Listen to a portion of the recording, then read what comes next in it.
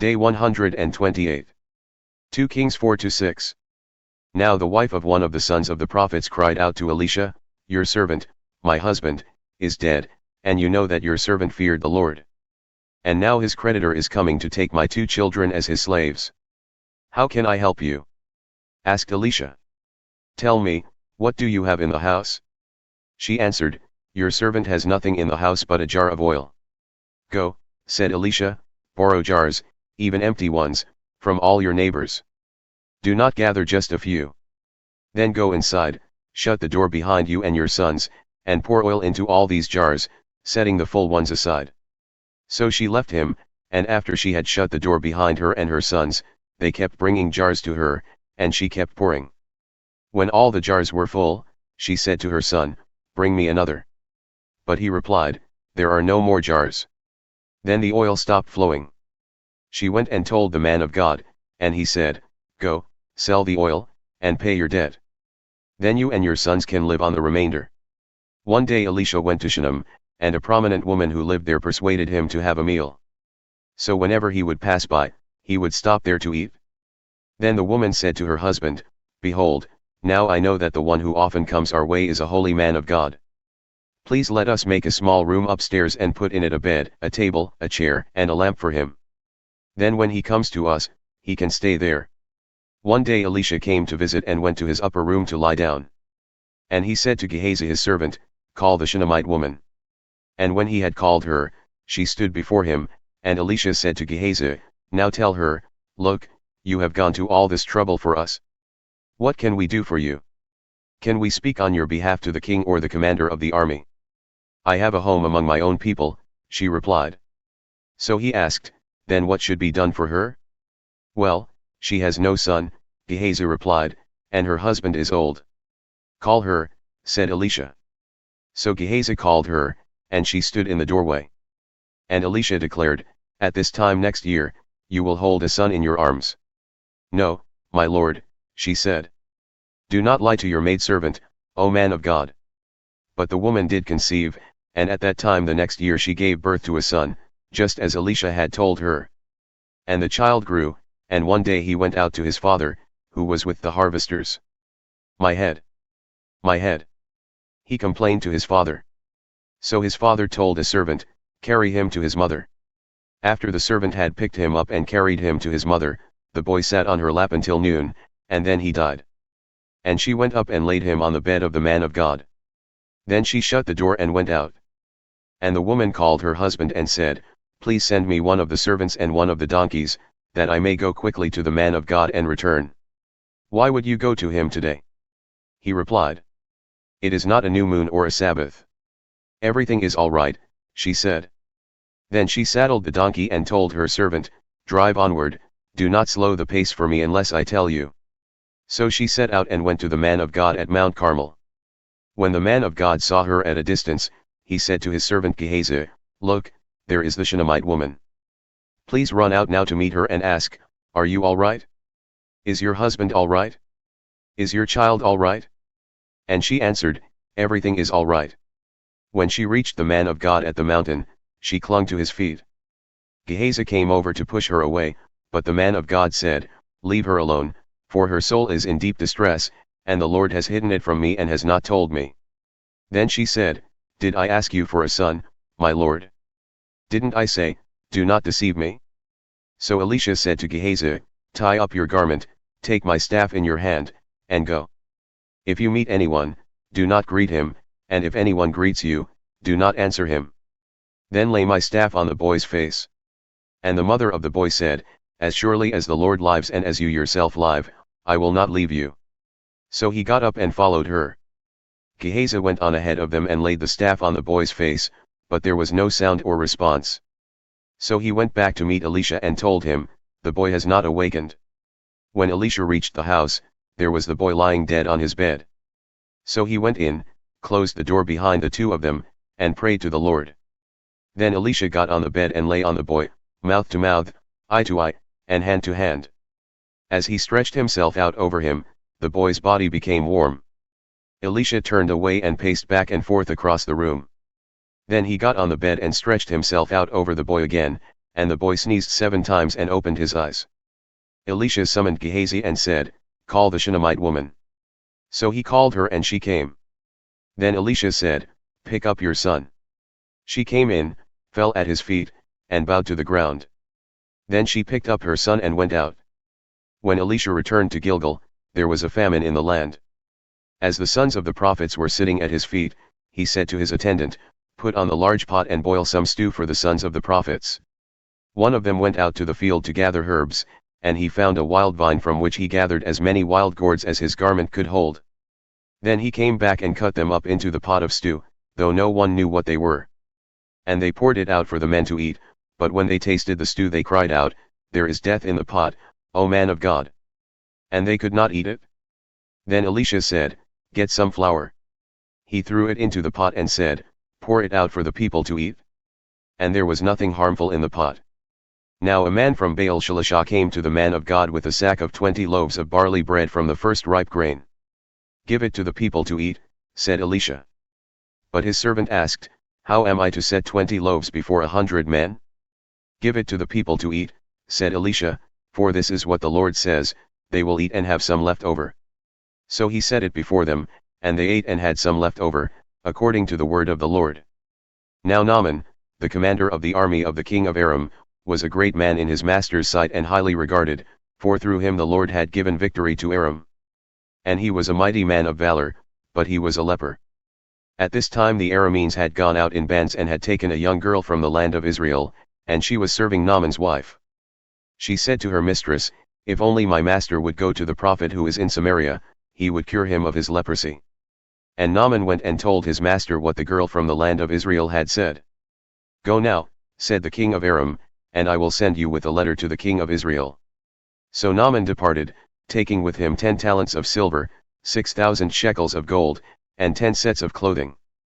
And the letter that he took to the king of Israel stated, "With this letter I am sending my servant Naaman, so that you may cure him of his leprosy."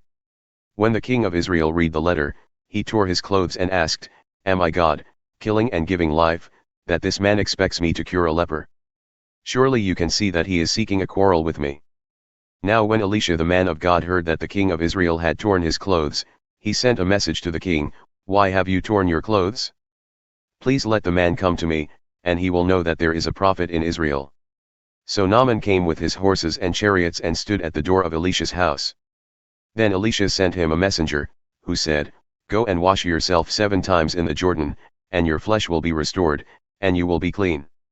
But Naaman went away angry, saying, "I thought that he would surely come out, stand and call on the name of the Lord his God, and wave his hand over the spot to cure my leprosy. Are not the Abana and Pharpar, the rivers of Damascus, better than all the waters of Israel?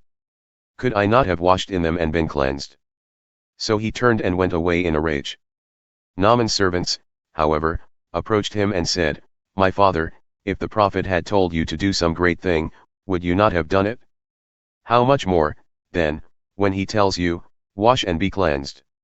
So Naaman went down and dipped himself in the Jordan 7 times, according to the word of the man of God, and his flesh was restored and became like that of a little child, and he was clean.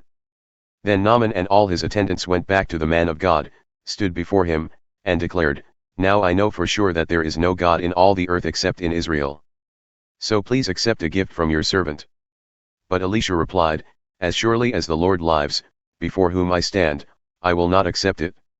And although Naaman urged him to accept it, he refused. "If you will not," said Naaman, "please let me, your servant, be given as much soil as a pair of mules can carry. For your servant will never again make a burnt offering or a sacrifice to any other god but the Lord. Yet may the Lord forgive your servant this one thing, when my master goes into the temple of Rimmon to worship there, and he leans on my arm, and I bow down in the temple of Rimmon, may the Lord forgive your servant in this matter." "Go in peace," said Elisha.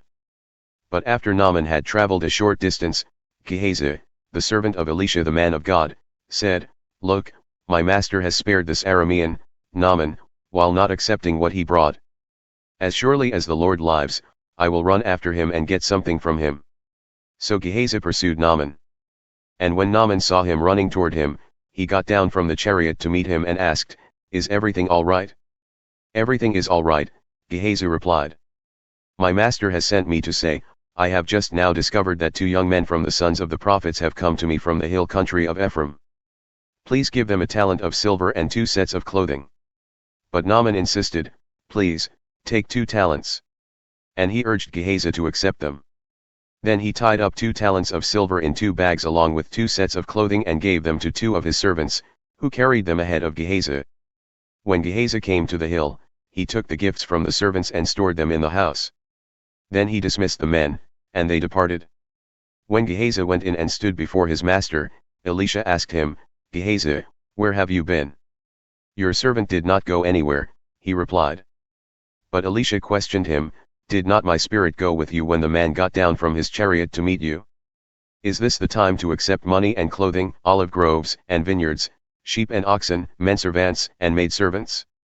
Therefore, the leprosy of Naaman will cling to you and your descendants forever. And as Gehazi left his presence, he was leprous, as white as snow.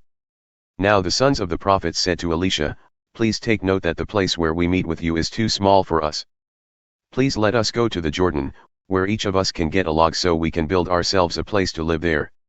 Go, said Elisha. Then one of them said, please come with your servants. I will come, he replied.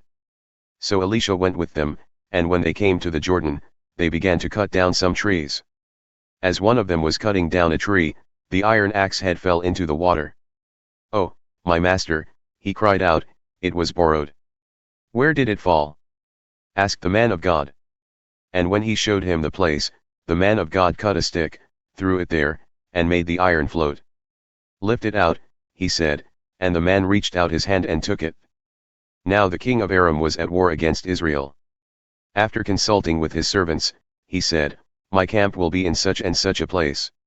Then the man of God sent word to the king of Israel, be careful passing by this place, for the Arameans are going down there. So the king of Israel sent word to the place the man of God had pointed out. Time and again Elisha warned the king, so that he was on his guard in such places. For this reason the king of Aram became enraged and called his servants to demand of them, tell me, which one of us is on the side of the king of Israel? But one of his servants replied, no one, my lord the king. For Elisha, the prophet in Israel, tells the king of Israel the very words you speak in your bedroom. So the king said, go and see where he is, that I may send men to capture him. On receiving the report, Elisha is in Dothan, the king of Aram sent horses, chariots, and a great army. They went there by night and surrounded the city. When the servant of the man of God got up and went out early in the morning, an army with horses and chariots had surrounded the city. So he asked Elisha, oh, my master, what are we to do? Do not be afraid, Elisha answered, for those who are with us are more than those who are with them. Then Elisha prayed, O Lord, please open his eyes that he may see. And the Lord opened the eyes of the young man.